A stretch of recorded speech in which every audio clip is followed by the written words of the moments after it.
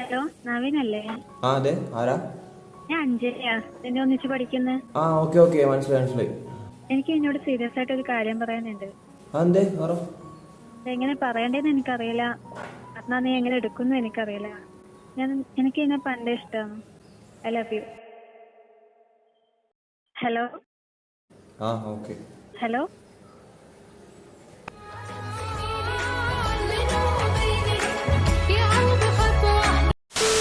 ഒന്നെങ്കിൽ ഇതൊരു പ്രാങ്ക്, ഇനി അല്ലെങ്കിൽ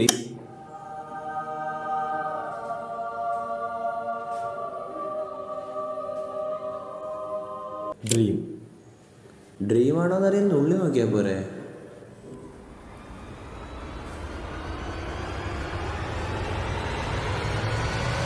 അല്ലെങ്കിൽ വേണ്ട.